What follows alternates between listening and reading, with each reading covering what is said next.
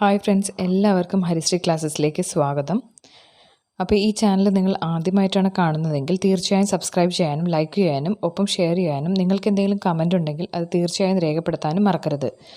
ഒപ്പം താഴെ കാണുന്ന ബെൽ ബട്ടൺ കൂടി എനേബിൾ ചെയ്യുക. എന്നാൽ നിങ്ങൾക്ക് ഞങ്ങളിടുന്ന എല്ലാ വീഡിയോകളുടെയും നോട്ടിഫിക്കേഷൻ ലഭിക്കും. അപ്പോൾ നമുക്ക് വീഡിയോയിലേക്ക് പോകാം.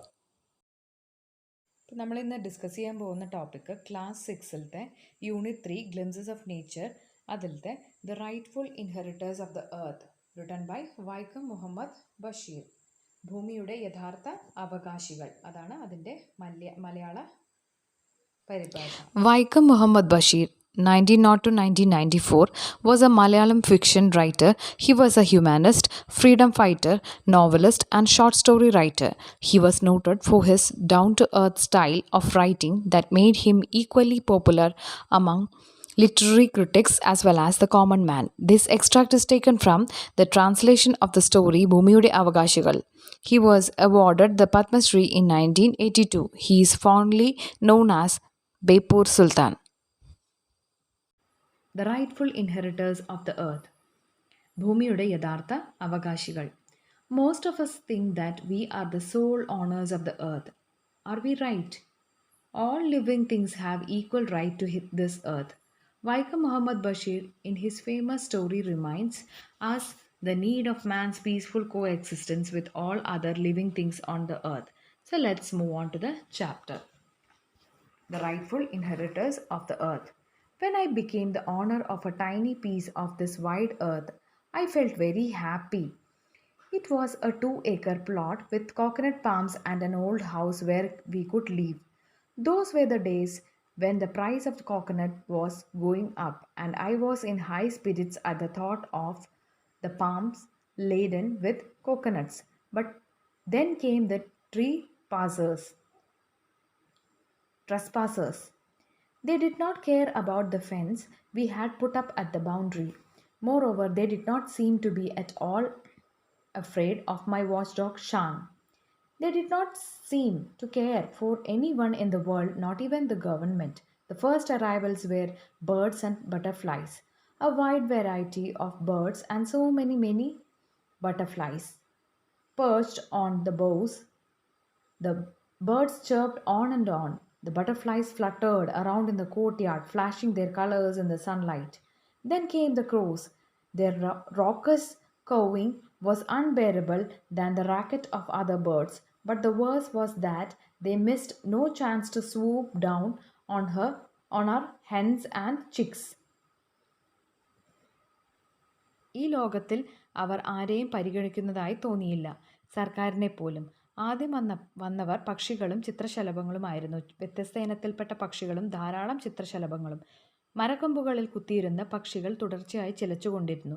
ചിത്രശലഭങ്ങൾ തൊടിയിലൂടെ പാറിപ്പറന്നു നടന്നു. സൂര്യപ്രകാശത്തിൽ അവയുടെ വർണ്ണങ്ങൾ മിന്നിത്തിളങ്ങി. പിന്നീടാണ് കാക്കകൾ വന്നത്. മറ്റു പക്ഷികളുടെ കോലാഹലത്തേക്കാൾ അസഹനീയമായിരുന്നു. പക്ഷേ അതിനേക്കാളൊക്കെ മോശമായ കാര്യം ഞങ്ങളുടെ പിടക്കോഴികളെയും കുഞ്ഞുങ്ങളെയും റാഞ്ചാൻ കിട്ടിയ ഒരവസരവും അവ പാഴാക്കിയില്ല എന്നതായിരുന്നു. To arrive were the hawk birds that perched on our coconut palms. However, while they sat in higher planes, their arms were just as low down in the dust. The hawks and the crows had the same agenda while they watched and waited. Nor were they alone. There were mongooses in the bamboo thicket. Nor were they alone. There were mongooses in the bamboo thicket, and there were foxes in the shrubs close by, ready to pounce on the hens. Then there were rats. Rats, of course, were found everywhere. Even as I wondered what right all these creatures had to be on my land, there arrived a fierce creature without paws or wings, a cobra. It stood before me dignified, majestic, its hood spread out. It hissed as if asking me what business I had on this land. Didn't it know that I was the new owner? You had better leave my 2-acre land at once, I said. But then, where could it go? Hadn't the whole earth been taken over by man, bit by bit? The jackfruit has ripened. Squirrels and crows are feasting on it. The guavas and mangoes, birds and bats are eating up everything. എത്തിച്ചേർന്നത് കഴുകന്മാരായിരുന്നു. അവ ഞങ്ങളുടെ തെങ്ങുകളിൽ വാസമുറപ്പിച്ചു. അവ വളരെ ഉയർന്ന തലങ്ങളിലാണ് ഇരുന്നതെങ്കിലും അവയുടെ ലക്ഷ്യം അത്രത്തോളം താഴെയായിരുന്നു. താഴെ മണ്ണിൽ നിരീക്ഷണം നടത്തി കാത്തിരിക്കുമ്പോൾ കഴുകന്മാർക്കും കാക്കകൾക്കും ഒരേ കർമ്മ പരിപാടിയാണ് ഉണ്ടായിരുന്നത്. അവർ തനിച്ചായിരുന്നില്ല. കോഴികളുടെ മേൽ ചാടി വീഴാൻ തയ്യാറായി മുളങ്കാടുകളിൽ കീരികളും സമീപത്തുള്ള കുറ്റിക്കാട്ടുകളിൽ കഴുകന്മാരുമുണ്ടായിരുന്നു. പിന്നെ എലികൾ. തീർച്ചയായും അവ എല്ലായിടത്തും കാണപ്പെട്ടിരുന്നു. എൻ്റെ സ്ഥലത്ത് ഈ ജീവികൾക്ക് എന്തവകാശമാണുള്ളതെന്ന് എന്നോർത്തപ്പോൾ ഞാൻ അതിശയിച്ചിരിക്കുന്ന കൃത്യേന നേരത്ത് നഖങ്ങളും ചിറകുകളുമില്ലാത്ത ഒരു ഭയങ്കര ജീവി, ഒരു മൂർഖൻ പാമ്പ് അവിടെ എത്തിച്ചേർന്നു.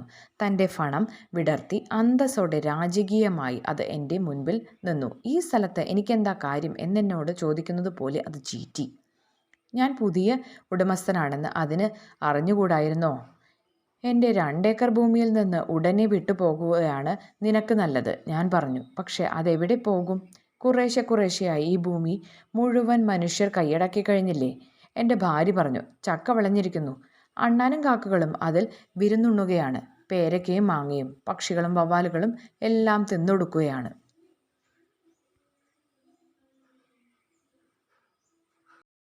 റൈറ്റ്ഫുൾ, ന്യായപ്രകാരമുള്ള. ഇൻഹെറിറ്റേഴ്സ്, അവകാശികൾ. Go up, ഉയരുക.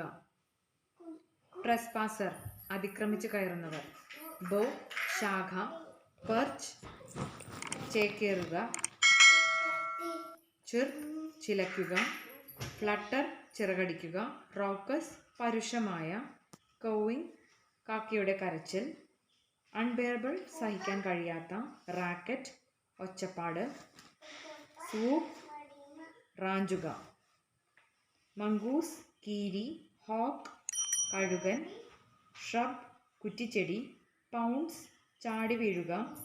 ഡിഗ്നിഫൈഡ്, ഫണം, പത്തി. അജണ്ട, കാര്യപരിപാടി. റൈപ്പൻ, പഴുക്കുക. അപ്പം നിങ്ങൾ ഇതിൻ്റെ സെക്കൻഡ് പാർട്ട് കൂടി കാണാൻ മറക്കരുതേ.